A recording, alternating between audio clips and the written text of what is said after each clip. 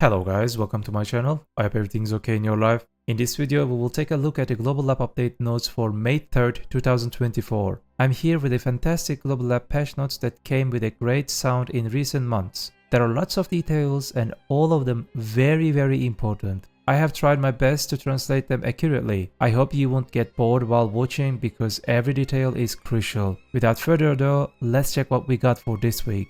Let's start with this long developers note. It contains the hit changes, Evasion DR, and for future updates. Many people have been waiting for the adjustments of the number of hits for all classes introduced in the previous Black Desert developer commentary, and today we would like to summarize and share the progress of this work and future directions. First of all, the number of hits for all classes have been initially adjusted. As the goal is to allow you to enjoy the game in a more comfortable environment, the number of hits has been reduced by more than 60-70% for each character and at most by more than 80%. Additionally, the feeling of hitting was improved through additional action work. As the number of hits decreased, adjustments to accuracy and evasion were also made. From a single point of view, it is possible to compensate for the reduced number of hits by adjusting only the skills hit and evasion. But if we only do this, we believe it will be difficult to maintain a positive overall balance. This is because as time passes, the damage of each class skill continues to increase compared to the past, and the value of evasion also continues to increase accordingly. Due to the system where the damage is unconditionally set to 0 when evasion is successful, the higher the damage and the fewer hits the skill has, the higher the value of evasion becomes. Of course, corrections for hits will be carried out together, but with the current evasion system, the large variation in damage due to the evasion and the relatively high value of the evasion than damage reduction are still unreasonable for adventurers playing the game. It may come out at you in a similar way even though it is the same opportunity. In some cases, the damage may be significantly lower, and etc. Therefore, we believe that it is necessary to take this opportunity to resolve issues that have been fundamentally problematic in the relationship between evasion and accuracy. Ultimately, no matter what settings we use, such as damage reduction or evasion, we plan to readjust them so that they ultimately achieve similar efficiency in terms of performance.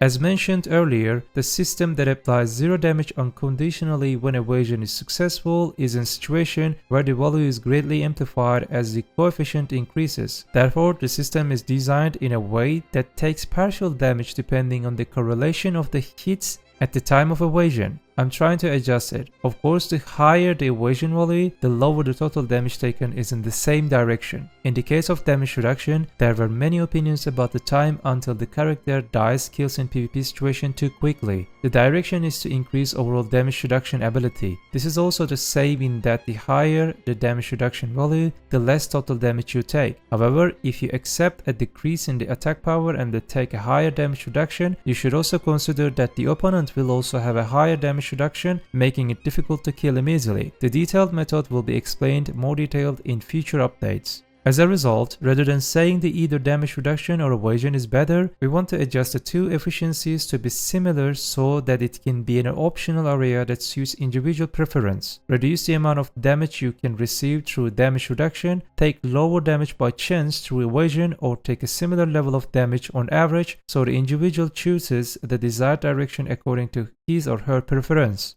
To change like this, make additional adjustments, of course, there are also things that need to be done. As the accuracy, evasion, and damage reduction are adjusted, the accuracy, evasion, and damage reduction effects for each class skill should also be adjusted to an appropriate level within the class characteristic without being excessive. We are all well aware that the burden on adventurer may increase as these changes occur, so the current adjustments are being made taking into account all settings currently in the use and do not change equipment or settings out of confusion. Even so, we are preparing to ensure that the efficiency adjustments for damage reduction and evasions mentioned earlier works well. Many parts of existing system would have been difficult to set up and research, not only for adventurers who are new to PvP, but also for adventurers who have enjoyed PvP for a long time. The change system is something that we want to adjust to so that it can be more intuitively understood and applied. There may be some inconvenience in these changes right now, but we hope that you understand this is a process to create more fun PvP and a positive balance in long term.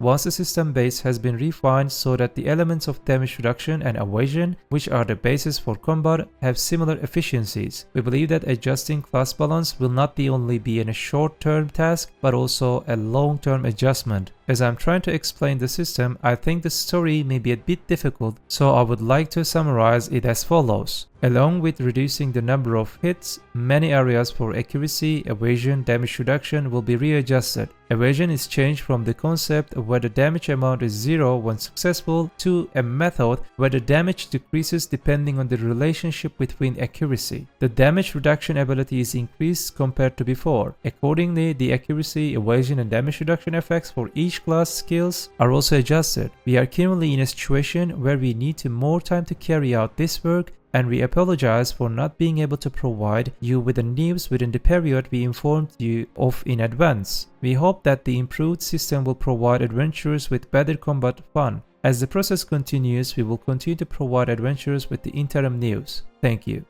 So my dear friends, what do you actually think about this new system? Do you actually believe PA? Please do not forget to share your thoughts in the comment section. Another topic of this week, the Deboreka ring. Yes, it is added. The Deboreka ring can be obtained from the Eretheus Limbo. For BiS, it will be 9 AP 2 accuracy, for Pri 12 AP 4 accuracy, for Duo 15 AP 6 accuracy, for Tri 18 AP 8 accuracy, for Tet 21 AP 10 accuracy, for Pen 24 AP 12 accuracy. The set effects still same, for 3 set effects 12 AP, for 5 set effects 8 AP. Let's talk about monster changes, and we will also talk about the Deboreka ring, how to obtain it. We have few changes about Eretheus Limbo. Let me read the developer's note. Eretheus Trial is content that can be enjoyed faster and more casually than existing Eretheus Limbo. The Forgotten Token of Oblivion item, which is opportunity to obtain Deboreka's ring at any hunting ground with a recommended AP 310 or higher, that adventurers like to visit, will be added as loot. The probability of obtaining this item is low, but as long as you obtain the token of Forgotten Oblivion, you are guaranteed to obtain 2 Deboreka rings in the Eretheus Trial. Additional acquisition is possible through additional treasure chests that appears depending on the strategy stage. Of course, all Deboreka rings that can be obtained in this Eretheus Trial can be obtained up to maximum duo level. Eretheus Trial has been added into Eretheus Limbo. When entering Eretheus Trial, you must meet the following conditions. You need to be level 56 or higher, not in combat, open PK, at maximum HP, not in a party. You can start the Eretheus Trial through the Eretheus Stone tables inside the Eretheus Trial. In order to challenge Eretheus Trial, you need to token of Forgotten Oblivion. Token of Forgotten Oblivion can be obtained at the following hunting grounds with a very low probability: Tungrat Ruins, Yizrael Highland, Darksecret Retreat, City of the Dead, Tunkuta Dekia, Olin's Valley Dekia, Tonwood Forest Dekia, Ash Forest Dekia, Cyclops Land Dekia, and Quint Hill Elvia. It is Kalfa and Elvia. When Eretheus Trial begins, the Crystal of Oblivion appears and the Blessing of Oblivion rests on the adventurers. Adventurers can challenge each trial through the Crystal of Oblivion. If you overcome a total of 3 these trials, the Gate of Oblivion will appear and you can enter the room where the Legacy of Forgotten Trial sleeps. When the Eretheus Trial begins, Blessing of Oblivion will bless the adventurer who takes on Eretheus Trial. The Blessing of Oblivion grants great power to adventurer to take an Eretheus Trial. When you overcome the trials contained within the Oblivion Crystal, the Witch Scars will appear. One of several types of Witch Scars will appear, and depending on the result, you can obtain more Legacy of Forgotten Trials. In Legacy of Forgotten Trials, you can drop various loots including Deboreka ring at a given rate. Once all 3 trials have been overcome, the Gates of Oblivion will appear. The Crystal of Oblivion will all glow golden, and all doors inside the Eretheus Trial will lead to a room where the Legacy is hidden. In the room where the Forgotten Legacy of Trial sleeps, you can obtain the items below, including the Deboreka ring. In addition to the Deboreka ring, if you obtain 100 Oblivion stars, you can exchange them for a Deboreka ring through the Eretheus Slate. Finally, they fixed the Tungrat Ruins bug. Let me read the developer's note. Tungrat Ruins is a hunting ground where you defeat pack of monsters using the Essence of Ulikita effects acquired through Tungrat Visionary. However, some classes were able to continue hunting while maintaining the effects by attacking the monsters first within the range where Essence of Ulikita effect, so they will be able to continue hunting at an advantage over the other characters. Tungrat Visionary is now unaffected by Essence of Ulikita effect and has been changed to not remove Essence of Ulikita effects, narrowing the gap between classes while also making hunting easier compared to before. The change through the shorter but stronger Essence of Ulikita effect prevents the speed from the slowing down. Tungrat Leader's HP has been reduced by 50% compared to before. I tried to translate Tungrat's Leader, but I don't know what is it. If you know, please let me know in the comment section. Tungrat Visionary has been changed to be unaffected by the Essence of Ulikita effect. Tungrat Ascetic and the Tungrat Executioner have been changed to receive the Defense Increase effect until the Tungrat Visionary falls and releases its energy. The Defense Increase effect is removed when the fallen Tungrat Visionary releases its energy. Tungrat Visionary has been changed to no longer remove Ulikita's Essence effect. The health condition when Tungrat Visionary is killed while flying have been changed. In before it was 20%, now it is 30%. The Essence of Ulikita effect has become 1.4 times stronger than before. The duration of the Essence of Ulikita effect has been changed from 30 seconds to 6 seconds. When Putrek appears, the stamina, I don't know what is stamina, of the Tungrat Visionary and the Tungrat Ascetic has been reduced by 50% compared to before. We have few changes for City of the Dead, Crypt of Restintos and the Quintil Elvia.